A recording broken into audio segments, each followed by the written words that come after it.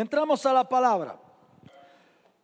Por lo cual el reino de los cielos es semejante a un rey que quiso hacer cuentas con sus siervos.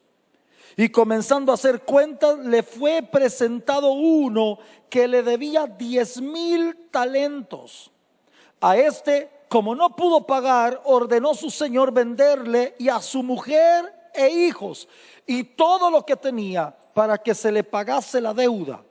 Entonces aquel siervo postrado le suplicaba diciendo: Señor, ten paciencia conmigo y yo te lo pagaré todo. El señor de aquel siervo, movido a misericordia, le soltó y le perdonó la deuda. Pero saliendo aquel siervo, halló a uno de sus consiervos que solo le debía 100 denaritos. Y haciendo de él, le ahogaba, diciendo: págame lo que me debes. Entonces su consiervo, postrándose a sus pies, le rogaba diciendo: ten paciencia conmigo y yo te lo pagaré todo. Mas él no quiso, sino que fue y le echó en la cárcel hasta que pagase la deuda. Viendo sus consiervos lo que pasaba, se entristecieron mucho y fueron y refirieron a su señor todo lo que había pasado. Entonces, llamándole su señor, le dijo: siervo malvado, toda aquella deuda te perdoné porque me rogaste. ¿No debías tú también tener misericordia de tu consiervo como yo tuve misericordia de ti? Entonces su señor, enojado, le entregó a los verdugos hasta que pagase todo lo que le debía. Así también mi Padre Celestial hará con vosotros si no perdonáis de todo corazón cada uno a su hermano sus ofensas. Yo quiero que usted subraye algo que para mí va a ser importante. El segundo fue echado a la cárcel, pero el primero fue puesto en manos de verdugos. Algo de historia. La historia es bonita. Amén. El tema del dinero y de las riquezas es muy frecuente en las parábolas del Señor. Sin embargo, y para asombro nuestro, la parábola que más menciona, la mayor cantidad de dinero es esta. En ninguna parábola se menciona tanto dinero como en esta. ¿Por qué? Escuche, 10,000 denarios era una cantidad astronómica. Según los historiadores, un talento equivalía a 10 denarios. Un talento equivalía a 10,000 denarios. Y este hombre debía debía ¿cuántos? 10,000 talentos. O sea, ese hombre debía 100 millones de denarios. 10 por 10. Ahora, si usted recuerda que el sueldo de un jornalero, se acuerda que lo vimos, de mano especializada, no el peón de peón, no, el capataz, su salario era de 1 denario al día.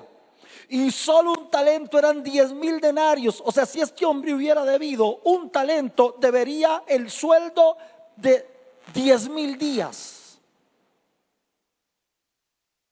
¿Usted sabe lo que es el sueldo de 10,000 días? ¿Cuántos años es 10,000 días? Y qué manera, sí. ¿Cuántos? 30 años. Ese hombre, un talento era el sueldo de 30 años más o menos. Dice el amado.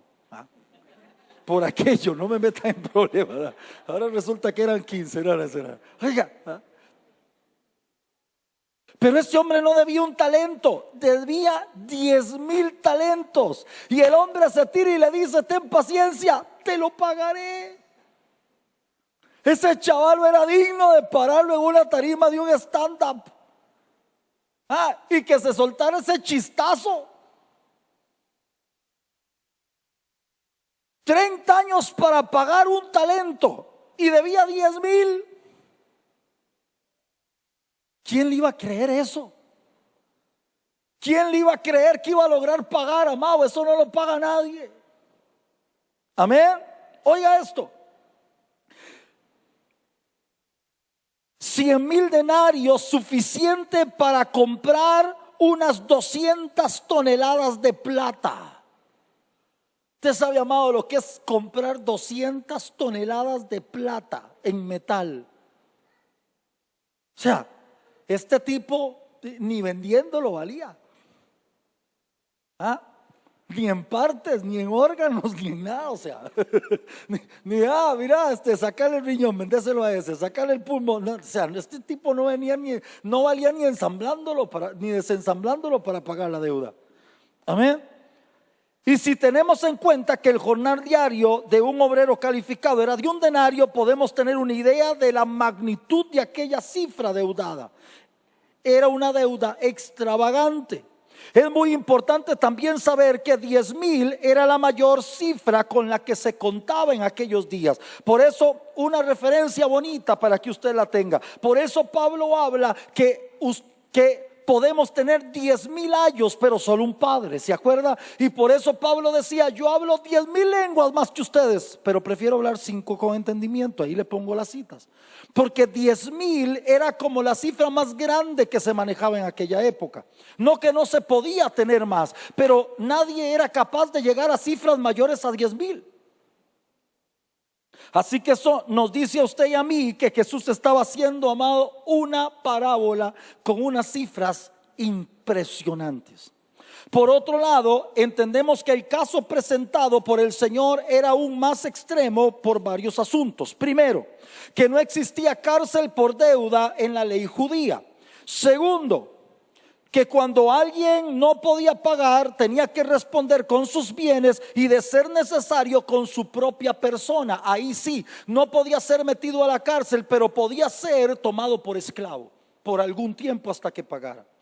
Aparte de eso, para el derecho judío era imposible, no era permitido la venta de la esposa y de los hijos por la deuda de alguien. Amén. Esto quiere decir que la parábola que el Señor está dando no está dentro del contexto judío, sino dentro del contexto de alguna de las naciones de por allí que eran bárbaras cuando se trataba de maltratar a alguien. Amén. Así que Jesús está yendo no solo al extremo de los dineros, sino que se está yendo al extremo de la ley. Se está yendo a una ley que no gobernaba a los judíos, sino alguna ley que era fuera de los judíos y que eran leyes bárbaras en el trato de las personas. El precio de un esclavo en Israel oscilaba entre los 500 y los 10,000 denarios, los 2,000 denarios. Esto quiere decir que la venta de toda la familia no alcanzaría para pagar toda la deuda adquirida por aquel hombre. Entendemos entonces que la decisión de venderlos fue un asunto de puro enojo del rey. Cuando el rey viene y dice: siervo malvado, no debiste haber hecho lo mismo que yo hice contigo, ahora tómenlo a él y a su familia y véndanlo para que me paguen. Primero, el rey sabía que no le iba a poder pagar. Pongamos que le dieron 2,000 por cabeza, 2,000 denarios. Y pongamos que por ser familia judía eran muchos, pongamos que eran 10. O sea, apenas iba a recibir 20,000 denarios. Y el tipo le debía 100 millones de denarios. Eso le dice a usted que el rey no lo vendió porque quería cobrarse, lo vendió por pura venganza, por puro enojo. Entremos al contexto de la parábola. Es frecuente que entre los discípulos del Señor se produjeran algunos enfrentamientos bien acalorados, amados, por motivos sin importancia. Normalmente esas discusiones terminaban con el Señor: maestro, ¿tú qué crees? Y no se lo puse ahí, pero normalmente el Señor terminaba respondiéndoles con una que o no entendían o los dejaba peor. Aleluya. Amén. Pero escuche esto. Lo que motiva esta parábola es que Pedro llega y le hace al Señor una pregunta importante. Pedro ese día, amados del Señor, estaba en su mejor día. Pedro en ese día se levantó feliz, se levantó gozoso, no se levantó el chichoso de todo el tiempo. No. Pedro estaba tan bien, se levantó tan contento, tan bien consigo mismo, que Pedro fue y le dijo: maestro, hoy me siento generoso. ¿Cuánto tengo que perdonar al que me defrauda? ¿Será hasta 7? Oiga, Pedro estaba generosísimo. Estaba dispuesto a perdonar 7 ofensas. Aleluya. Y Jesús le dice: no, no, no, Pedrito, no 7, 70 veces 7, que usted y yo entendemos, significa siempre. Y ese siempre por siempre y siempre y siempre. Pedro más generoso, ¿ah? Amén. Y de este comentario se desprende esta parábola. ¿Cómo sería posible pagar una deuda semejante?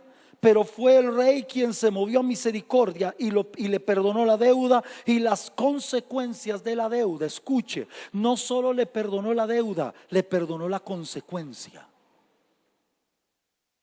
Amén. ¿Alguna vez se ha enfrentado usted al comentario de: te perdonamos, pero la consecuencia queda? ¿La ha oído usted esa? Pero este rey no solo perdonó el problema, perdonó la consecuencia. Demasiado bueno para ser cierto. Amén. La aplicación de esta parábola, y aquí es donde se va a poner feo esto, amados. Vuélvase a la persona que está a su lado y dígale: hoy esto se pone feo, feo, feo. Dígase.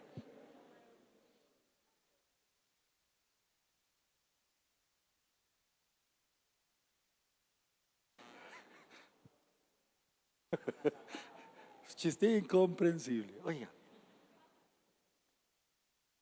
Así de grandiosa es la misericordia de Dios. Sin embargo, muy prontamente se cambió el escenario.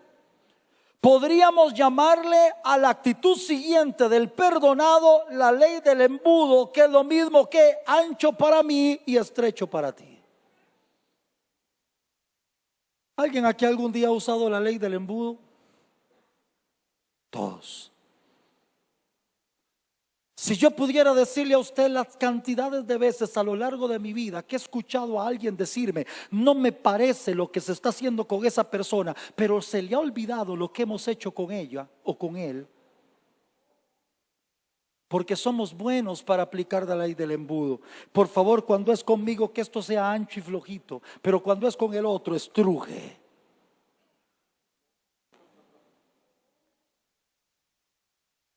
Así que este tipo aplicó la ley del embudo. Le acababan de perdonar 100 millones de denarios y estaba dispuesto a echar al otro en la cárcel por 100.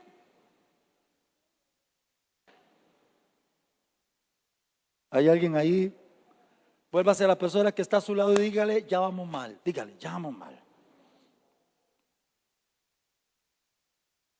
Ahora es el perdonado al que le deben apenas una pequeña cantidad de dinero, y sucede lo inesperado. No fue capaz de dar al otro una insignificante demostración de lo que le habían dado a él.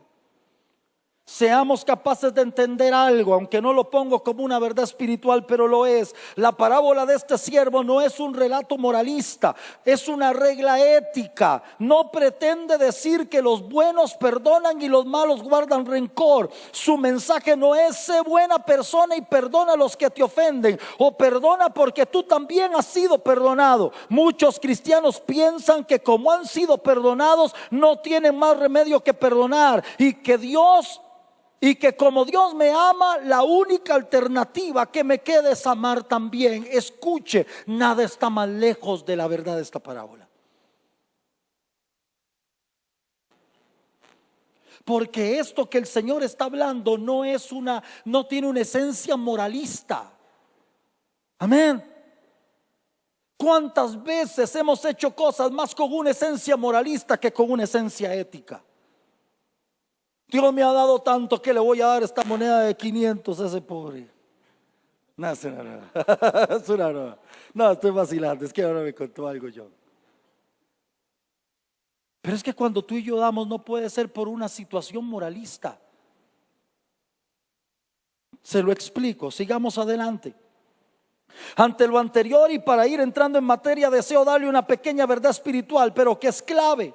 La cuestión más importante no es saber por qué hay que perdonar, sino qué es el perdón. ¿Sabe por qué le cuesta tanto a la gente perdonar o amar o dar o bendecir o tantas cosas? Porque la gente primero se pone a sí mismo y lo que me han dado para tener una medida de lo que tengo que dar, pero yo no soy consciente de que Dios no lo hizo para que yo tenga una medida de cómo dar las cosas. Dios lo hizo y necesita que yo entienda lo que Él hizo para que no retenga mi mano a la hora de hacer lo que Él hizo conmigo. Amén. Yo voy a perdonar porque Dios a mí me ha perdonado mucho. Ese es un perdón que está muy lejos del perdón divino. No puedes perdonar porque Dios te perdonó. Tienes que perdonar porque entiendes el perdón que recibiste. No amamos porque Dios me amó primero. Amo porque entiendo el increíble amor del que gozo hoy. Este hombre recibió el beneficio, pero no entendió, no se le reveló el beneficio que había recibido. No se trataba de que como le habían perdonado 100 millones, podía perdonar 100. No se trataba de eso. Se trataba de que el hombre no fue capaz de entender el gran perdón, la gran revelación del perdón que había recibido. Y como no lo entendió, disfrutó de lo que se le dio, pero aplicó la ley del embudo.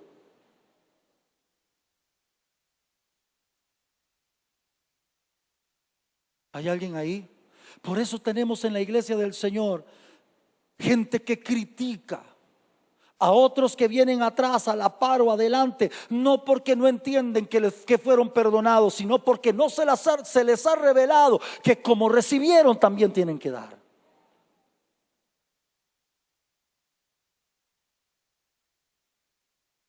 ¿Hay alguien ahí? ¿O me quedé solito? La actitud del primer deudor deja en evidencia que había entendido deja en evidencia que había entendido lo que es perdonar. Amén. Que no había entendido lo que es perdonar. Él no había entrado en el ámbito de la misericordia y el perdón. Ni siquiera supo aceptar el amor que el Señor le ofreció. El perdón recibido no caló en su alma.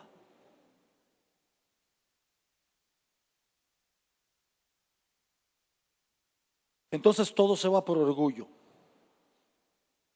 Yo soy capaz de medirme de una manera, pero no soy capaz de medir al resto de la misma forma. Estoy agradecido porque me perdonaron los 100 millones, pero eso no tiene nada que ver con los 100 denarios que me debes.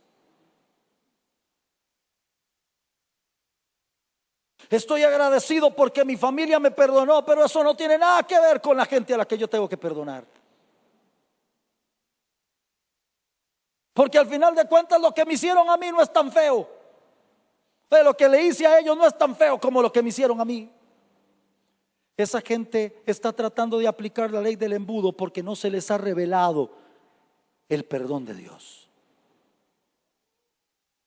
¿Sabe? Una vez predicando yo aquí, ¿se acuerda que hice una pregunta? No era la intención, pero salió. Yo pregunté cuántos oran por el presidente, cuántos esperan algún día verlo en el cielo. Se hizo un silencio, aleluya.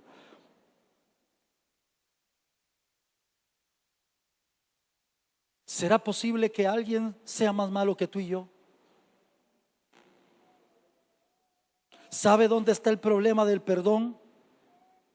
Cuando no se me ha revelado, entonces yo entiendo que el drogadicto es más pecador que el que solo fuma. Que el borracho de la calle es más pecador que el que solo se toma un traguito. Que la mujer que tenía 6 maridos quería tener en la libreta de nombres a Jesús también. Era más pecadora que la que solo tuvo un desliz. Quien piensa así no ha entendido la esencia del perdón. Porque la esencia del perdón no tiene nada que ver con lo que adeudas. Tiene que ver con que eres culpable y Él te perdona. Solo las personas que no entienden el perdón de Dios hacen escala de pecados y saben entonces que este es menos que el otro. Pero quien entiende perdón solo sabe que pecado es pecado, que soy deudor y que no importa si debo 100 millones o 100 denarios, fui perdonado.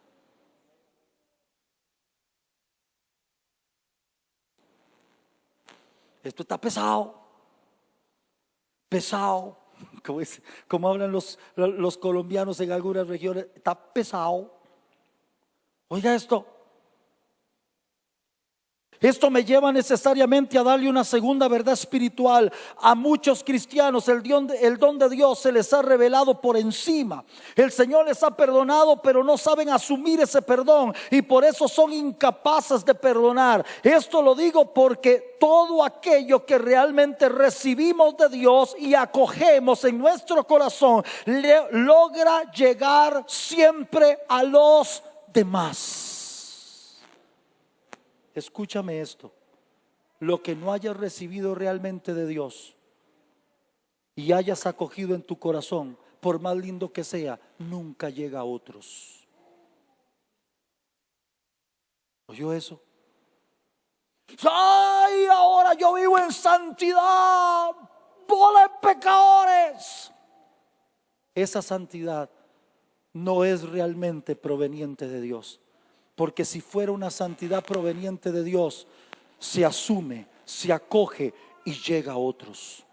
Pero cuando no es realmente de Dios, sino que es mi esfuerzo, entonces solo sirve para criticar. Fue lo que le pasó a los fariseos de la época del Señor. ¿Cómo me ha bendecido el Señor? Amado, usted no sabe cómo está esa cuenta del banco. Un día de estos me llamaron para decirme que abro otra cuenta porque la plata ya no cabe en la primera. Exagerado, ¿eh? Aleluya. Y hermanos, me voy a parar aquí a contarles un testimonio. Dios prospera, pero cuando la prosperidad no se ha asumido de parte de Dios y acogido en el corazón como un regalo del Señor, ese dinero se me queda a mí, pero no le va a llegar a otros nunca.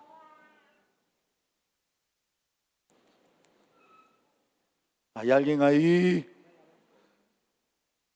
Yo soy un amor, amo a todo el mundo, hermano. Usted no sabe, Dios derramó el amor en mi corazón. Soy dulce, dulce, dulce. Me baño en Sinoff 40 para que no se me suban las hormigas. Si no sabe que ese es un veneno muy bueno, usted lo echa y las hormigas se desaparecen. Aleluya.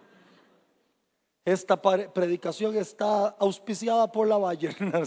Oiga, sí, yo creo que no es Bayer, ¿verdad? Pero no sé. Oiga, a ver. Pero si el amor que tú dices que se te desborda no llega a otros, el amor que dices tener no nació de Dios, es de tu propia capacidad humana.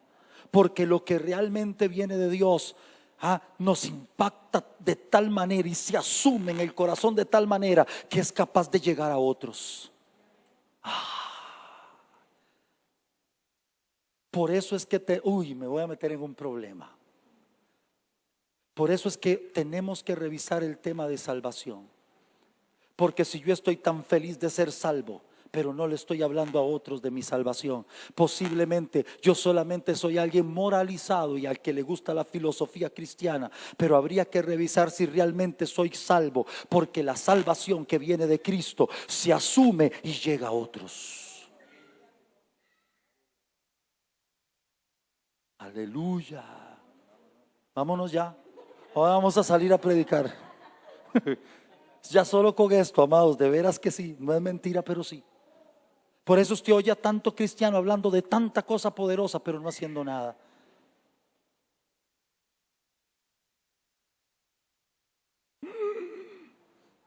Aplique esto a la adoración, a la oración, a la intercesión, al ayuno, a la lectura de la palabra. ¿Sabe? Me voy a meter en otro problema, pero no me importa, ojalá que lo oigan. Por eso es que tenemos hoy tanto sabiondo dando clases en institutos bíblicos. Un día de estos, voy a decir algo con mucho respeto porque sé que ahí hay gente de Dios, pero un día de estos alguien a quien estimo mucho, a quien le he hablado del Señor por mucho tiempo, empezó a querer servirle a Dios y se metió en un instituto bíblico a aprender Biblia, y un día de estos llegó y me dijo: me salí. Yo por dentro casi hice el brinquito aquel, como era el de el de un pastor amigo.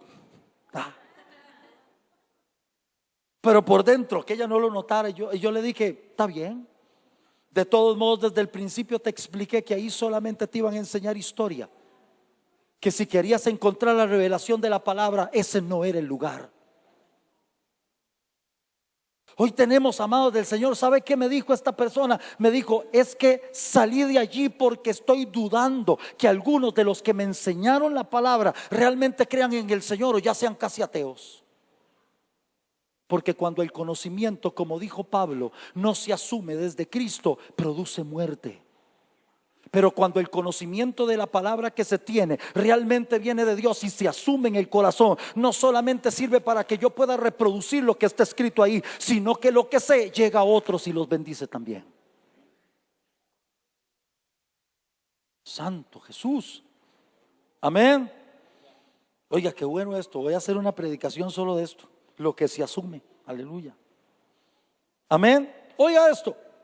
Al igual que este deudor que supo aplicar la ley del embudo, si no somos conscientes de las bendiciones que Dios nos da, instintivamente viviremos favoreciéndonos de ellas, pero en nada beneficiaremos a otros porque no sabemos derramarlas sobre otros.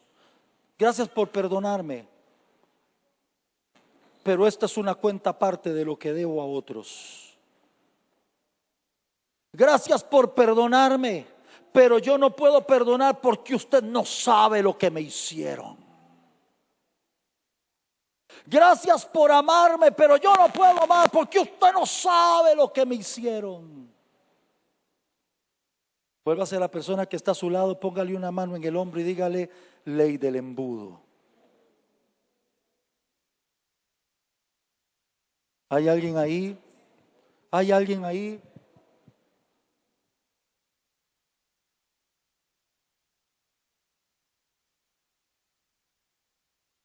Gracias por no humillarme, pero en el proceso, si yo puedo, te humillo.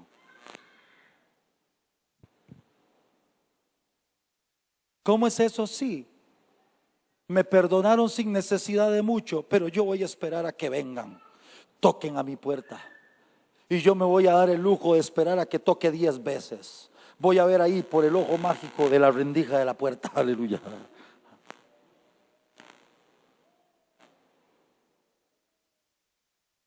Yo conozco a alguien que tenía esa capacidad.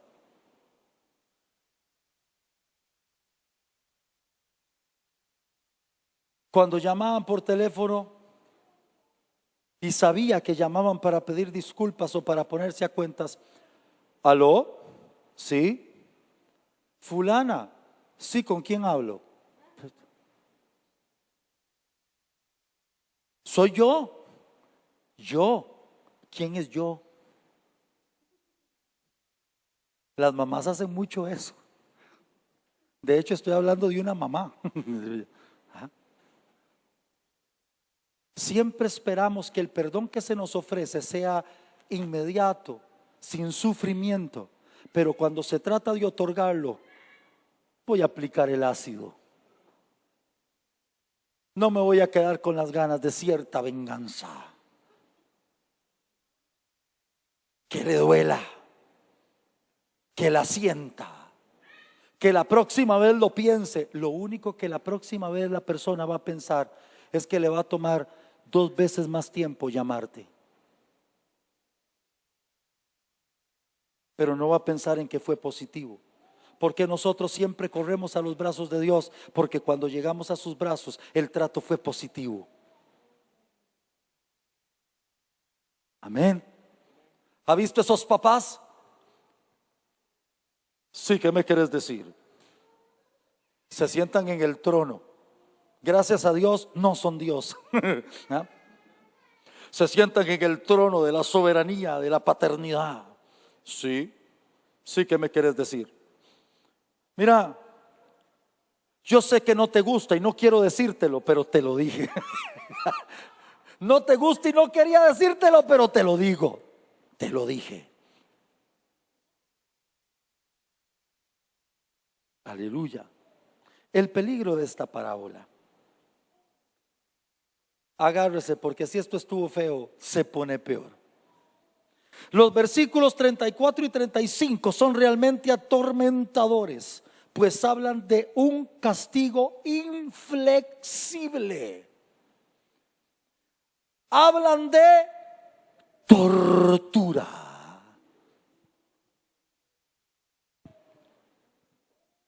¿Saben cuáles países todavía se aplica la tortura? En algunos pocos, pero despiadados. Y hay gente profesional para infringir tortura.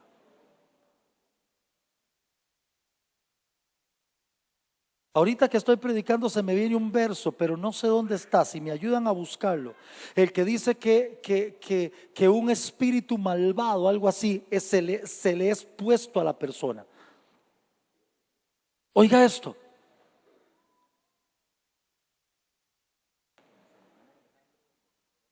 No, es un verso que está en el Antiguo Testamento y dice que a la persona, no, es que no sé si es la persona soberbia o qué, dice se le asigna un espíritu malvado. Pero oiga, ¿cómo es posible? Hagámonos una pregunta difícil, amados, mientras algunos buscan, pero sin perder lo que estoy hablando. Oiga, ¿cómo es posible que el Señor compasivo y misericordioso hable de tanta crueldad como una tortura? Amén. Es que, amados, el que está hablando de esto no es otro, es Jesús. Dice que el rey agarró al tipo y le dijo: agárrenlo a él, a la familia, y pónganlo en manos de torturadores. Según esta parábola del Señor, el rey aplica el castigo más duro. No es la muerte, mas sí la tortura indefinida, porque es evidente que no había forma de pagar aún con esa tortura. Escuche esto. Ahora surge una pregunta aún más dura de responder. ¿Se comporta Dios así? ¿Castiga a los culpables de no perdonar con una pena tan terrible como la tortura? La respuesta la da el mismo Señor en el verso 35. Así también mi Padre Celestial hará con vosotros si no perdonáis de todo corazón cada uno a su hermano sus ofensas. Escuche esto que le voy a decir. Hay gente que por no perdonar de parte de Dios no han muerto, pero están en tortura.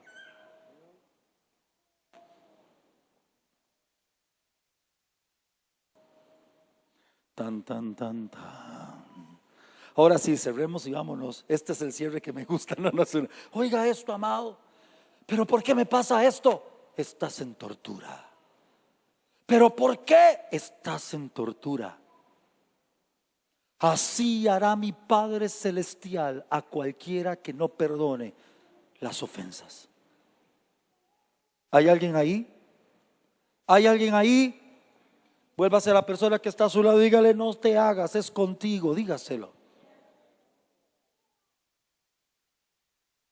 ¿Por qué algo tan severo? Se le está yendo la manita a Dios. Se lo respondo con una verdad espiritual.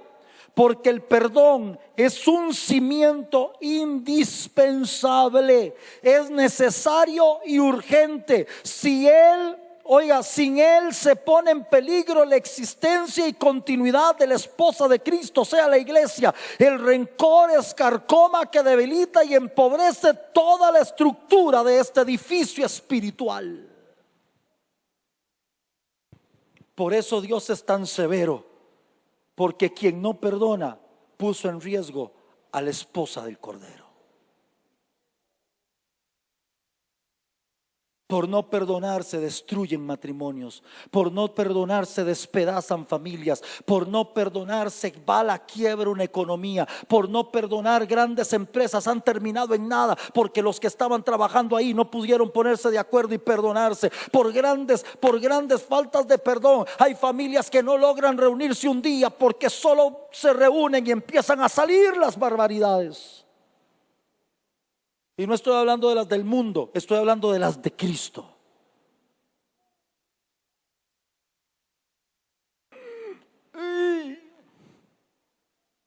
¿Hay alguien ahí? ¿Hay alguien ahí? En Mateo 6, 14 al 15 es el mismo Señor el que enseña a orar a sus discípulos, pidiéndole al Padre que perdone sus ofensas, como ya han perdonado a sus ofensores. Y escuche lo que le pongo ahí. El peligro descrito en esta parábola es que si nosotros no somos capaces de perdonar, si rompemos esta cláusula de compromiso con el Señor, entonces queda roto automáticamente el compromiso de Dios al concedernos perdón a nosotros, porque la oración dice: perdona nuestras ofensas como nosotros ya hemos perdonado a los que nos adeudan. Por eso el apóstol Pablo dice: ¿estás enojadito con tu esposa?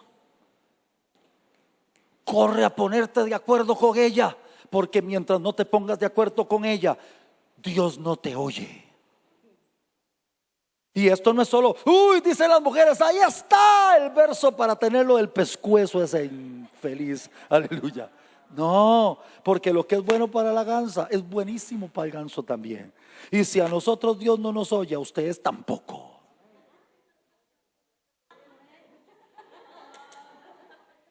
Amén. Ahora sí, estamos los dos aquí agarrados. Una mano va para allá. A ver quién afloja primero. ¿Verdad que por eso cuando nos peleamos en la familia no oramos? Porque apenas oramos nos redarguye el Espíritu Santo. ¿Hay alguien ahí? ¿Estás dispuesto y dispuesta a poner en riesgo el perdón de Dios por tu orgullo? Oiga la oración, amados, es que escuche esta oración, escuche, por favor, escuche. Esta oración no se la enseñó el Dalai Lama a sus seguidores. Esta oración no la escribió Buda. Esta oración se le enseñó Jesucristo a sus discípulos con los que inició la iglesia. Padre, perdona nuestras ofensas como nosotros ya hemos perdonado las ofensas de ellos. O sea, Dios lo que está diciendo, Jesús lo que estaba diciendo es: mientras no hayas perdonado tú, al trono de Dios ni llegues. No, pero yo tengo fe de que Dios. No tengas fe mientras no hayas perdonado. No, pero yo sé que Dios me va a sacar. No creas que Dios te va a sacar de ningún lado, porque quizá Él fue el que te metió en la cárcel con torturadores.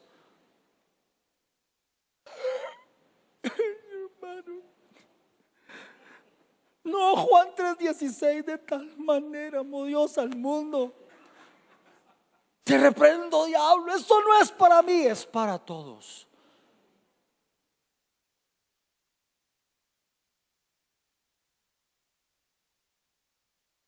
Hay alguien, me encanta su seriedad y su silencio. Se me está yendo el tiempo y necesito seguir dando. Digo terminar. No es una broma, estoy molestando.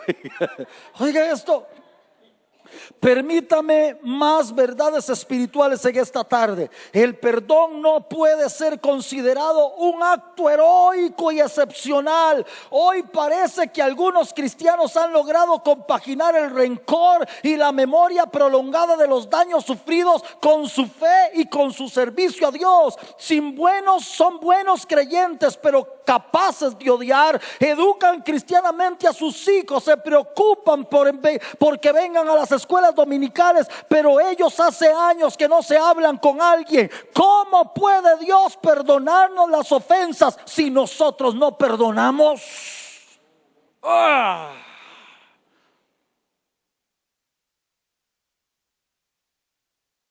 Yo le di gracias a Dios de que me tocó esta parábola cuando ya mi mamá y mi papá están en la gloria, aleluya. Ya todo está perdonado, aleluya.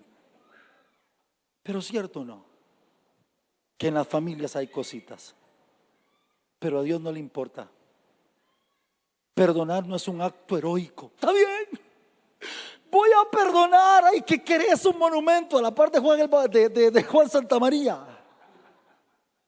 Hey, voy a perdonar, y se siente con la tea corriendo a quemar el mesón. Olvídate. Y vienen y cuentan un testimonio: hermano, usted lo sabe, perdoné. ¿Y qué querés? Que digamos una corona de flores ahí. Héroe. Perdonar no es un acto heroico.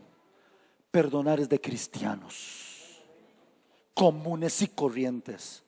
Que en los cristianos comunes y corrientes, créame, no hay nada de común y de corriente. Perdoné. Estoy listo para predicar. No, no estás listo para predicar. Estás listo para seguir con la cruz una milla más.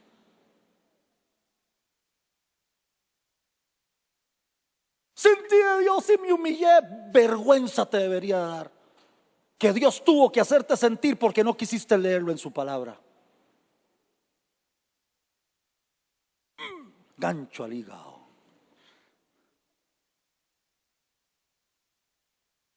Permítame agregar algo corto a esta verdad espiritual. Ahí se lo puse.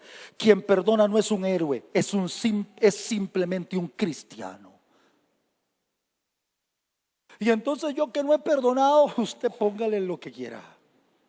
Yo solo dije ya que el que perdona es cristiano. Pero por eso, y yo que no perdono, lo que usted quiera decirse. Pero cristiano no es. Aleluya. Porque un seguidor de Cristo sabe ir a la cruz y en la cruz, en lo peor de su momento, decir perdónalos.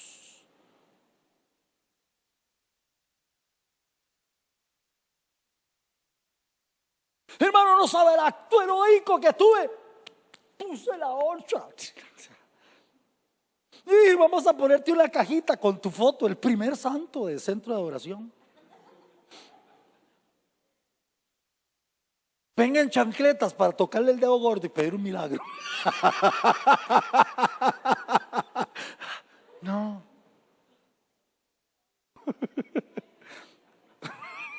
Pero le das el piecito, ¿verdad?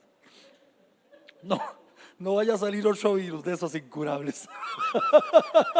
Oiga, sí, exacto. Ese no es el coronavirus, es el trolevirus. Oiga. Ay, Dios mío. ¿Ah? Agentes patológicos. Qué bárbaro, oiga. Oye, perdonar no es de gente extraordinaria. Perdonar es de simples cristianos. Decimos tener por maestro a uno que fue capaz no solo de perdonar a los que lo hirieron, sino que sigue siendo capaz de perdonar nuestras ofensas, que son diarias contra él. Pero nosotros nos damos el lujo de lejitos. Ya sé lo que me hiciste. Y ahora paso, ¿cómo estás? Y chao. Porque no se me ha revelado el perdón. Porque si Dios me hubiera tratado así, Él me tendría de lejitos. Porque yo soy el tipo más peligroso que Dios conoce. Porque soy el más ofensivo que hay sobre la tierra. Porque soy el más ingrato, que me lo ha dado todo y siempre encuentro la forma de desobedecerlo. Pero qué curioso, Él no nos trata así. Él no nos pone de lado ni nos olvida. Él no hace un círculo de amigos. Él no hace su círculo. Él no hace su cadenita. Oiga esto. Él no hace su argollita y reúne a la argollita y les dice: ven a Tommy, no le hablen.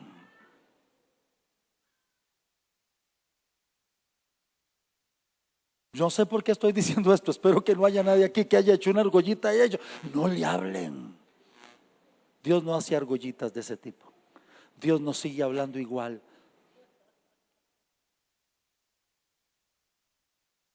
Por favor, haga conmigo así. Ay, Dios mío. Voy terminando. Esta está buena, amados. La iglesia está llamada a ser el testimonio vivo del perdón que Dios ofrece a toda la humanidad.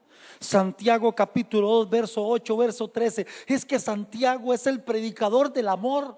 Después de Juan, usted tiene que poner versículos bíblicos de él este 14 de febrero en la mesa, aleluya. Es más, si puede, ponga en un ramo de flores para su esposa. Oiga qué lindo. O para su esposo. Si en verdad cumplir la ley real conforme a la escritura, amarás a tu prójimo como a ti mismo, bien hacéis. Pero si hacéis acepción de personas, cometéis pecado y quedáis convictos por la ley como transgresores. Porque cualquiera que guardare toda la ley, pero ofendiere en un punto, se hace culpable de todos. Porque el que dijo no cometerás adulterio, también ha dicho no matarás. Ahora bien, si cometes adulterio, pero si no cometes adulterio, pero matas, ya te has hecho transgresor de la ley. Así hablad y así haced como los que habéis de ser juzgados por la ley de la libertad. Esta no es la ley de Moisés. ¿Quién aquí va a ser juzgado por la ley de la libertad? Aunque no levante la mano, usted y yo. Y los que vamos a ser juzgados por la ley de la libertad tenemos esto en mente, porque juicio sin misericordia se hará con aquel que no hiciere misericordia, y la misericordia triunfa sobre el juicio. ¿Alguna vez ha pensado usted que Dios va a hacer juicio sin misericordia? Sí, sobre quien no tenga misericordia. Esto no es para los de la ley judía o mosaica. Esto no es para los impíos. Esto es para los que vivimos en la ley de la libertad. Conclusión. El perdón forma parte de la esencia del evangelio porque es un elemento constitutivo, una semilla del reino. La parábola apunta hacia el juicio final y constituye una severa amonestación hacia todos aquellos que se parecen a este siervo deudor. La lección es clara: el que cree en Dios debe otorgar a otros el perdón que él mismo experimentó. En el corazón donde actúa la misericordia y gracia divina, el indulto de Dios está presente. Pero a quien abusa de tal misericordia solo puede recibir el peso y la severidad de la justicia de Dios, que no, oiga esto, que no matará, pero sí someterá a juicio hasta que aprendamos la lección. No es perdonar por ser buenos, es perdonar porque entendemos el perdón que se nos otorgó.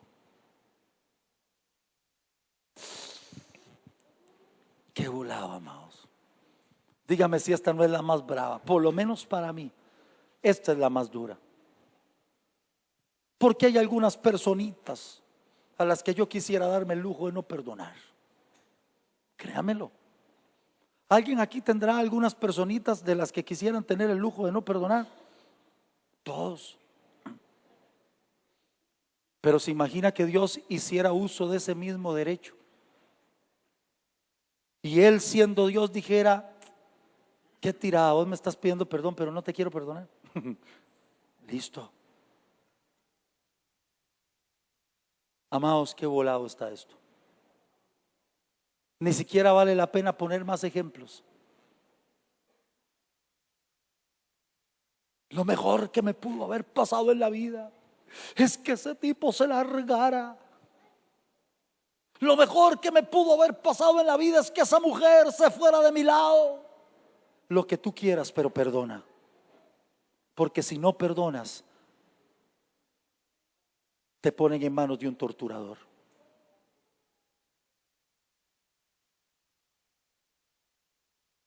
¿Oyó eso?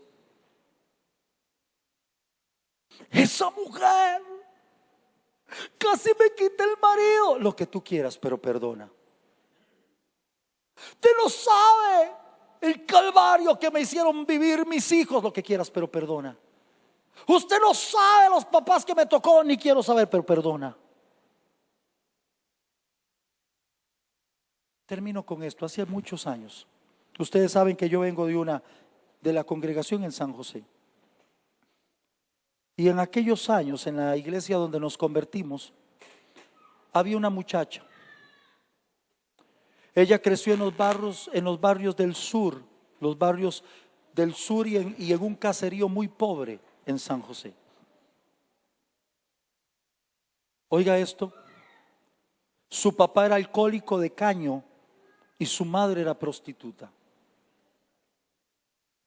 Ella creció siendo mandada a pedir dinero a las calles. Y si no llegaba con una cierta cantidad de dinero para que su papá se siguiera drogando y alcoholizando y su mamá otras cosas, le pegaban y la castigaban horriblemente. Y esa muchacha creció con un odio impresionante hasta que llegó a Cristo. Y cuando llegó a Cristo, el Señor la llevó a perdonar a ese tipo de padres. Y a veces íbamos porque el papá era un alcohólico de la zona roja y la iglesia quedaba en la zona roja. Y a veces íbamos por la calle para el culto o saliendo del culto y nos topábamos a aquella muchacha en el caño con su papá que no sabía ni quién estaba a la par. Pero aquella muchacha lloraba orando por él, lo abrazaba, así sucio lo besaba. Y le decía: papá, Dios quiere algo contigo. Y cuando nosotros veíamos esa escena, lo único que podíamos decir era: qué grande es Dios.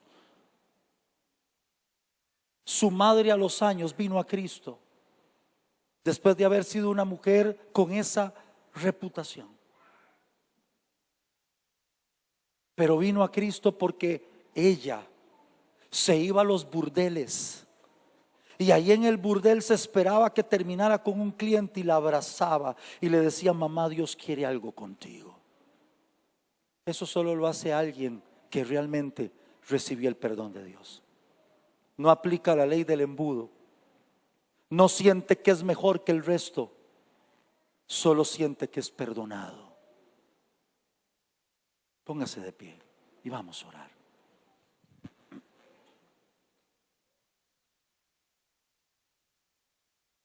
Le quedo debiendo el verso que le dije.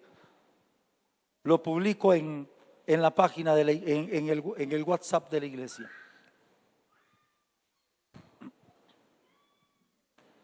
Yo quiero que usted, por favor, tome muy en serio esto. No es perdón de boca. No es perdón emocional. He recibido tanto que es justo que yo dé. No.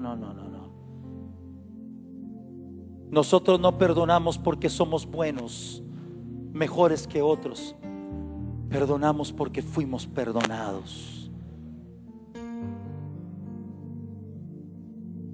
Este perdón y este amor no está condicionado a si me lo puedes devolver o no. Hay gente que perdona solo si me lo pueden devolver el perdón. Nosotros no. Él nos perdonó sabiendo que no podíamos devolverle el perdón, sabiendo que no podíamos pagar tanta misericordia, pero aún así nos perdonó. Así que vamos, ora. Tal vez no te tocaron los mejores papás, pero Dios te los dio. Tal vez no te tocaron los mejores hijos, pero Dios te los dio. Tal vez no te tocaron los mejores amigos, pero Dios te los dio. Tal vez te topaste con algunas personas crueles en la vida, pero aún así la Biblia dice que Él es poderoso para que todo lo malo que nos pase nos ayude a bien.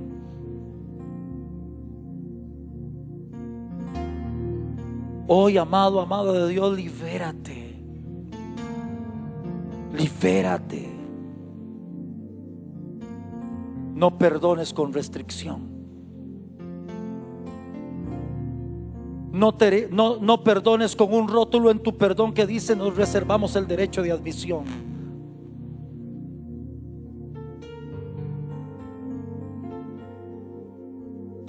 Solo perdona como Él te perdonó. Solo ama como Él te amó.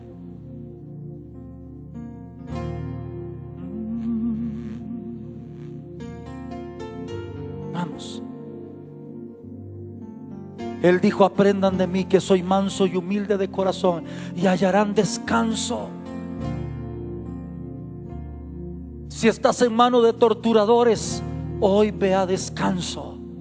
Perdona. Nadie tenía que ser perfecto, como no lo somos tampoco. El único perfecto es Él. Y si en su perfección te perdonó y me perdonó, descansa, perdona. Perdona. Que en este momento, cuando presentes tus peticiones ante Dios, no haya estorbo. Perdona. No seas generoso o generosa con tus 7 perdones. Ten la generosidad de Dios y perdona siempre. Vamos, amado, vamos, amada. Esto es vital. Vacía el saco de una vez. Saca la carga de tu corazón. Pueden no haber sido perfectos, pero son los hermanos que Dios te dio. Pueden no haber sido perfectos, pero son los tíos que Dios te dio. Pueden no haber sido perfectos, pero es la familia que Dios te dio.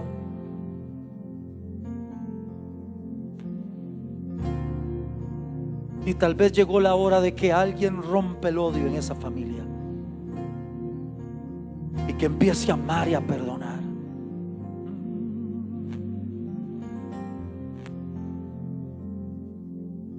Que me amas, que me amas, sí.